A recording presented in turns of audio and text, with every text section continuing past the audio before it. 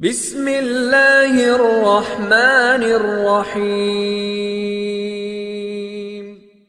السلام علیکم۔ آج کی نانا باتیں۔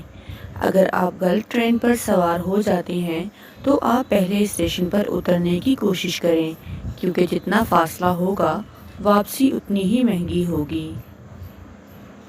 کوئی صاف دل آپ سے جڑا ہے تو اسے یہ احساس مت دلائیں کہ اس نے غلطی کر لی ہے۔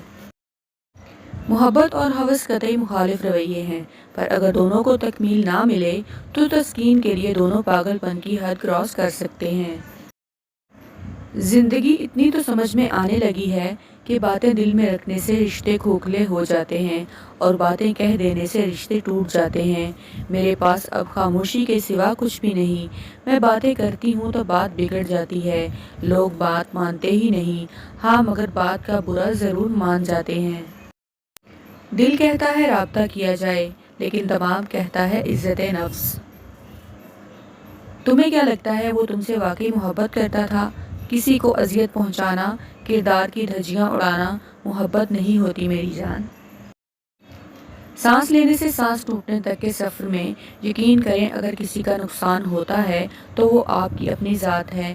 باقی لوگوں کی باتیں، وعدے، قسمیں، وفائیں، جذبات سب فقط وقتی دلاسے ہوتے ہیں۔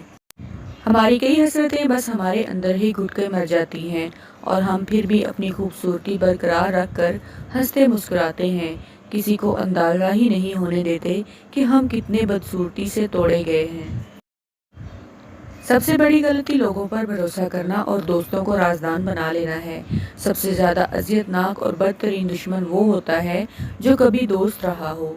اگر میری آج کی ویڈیو، میرا آج کا میسج آپ کو اچھا لگا ہو تو ایسی ہی مزید اچھی ویڈیوز کے لیے میرے چینل کو سبسکرائب کر لیجئے۔ اپنی دعاؤں میں یاد رکھیے گا۔ فی امان اللہ۔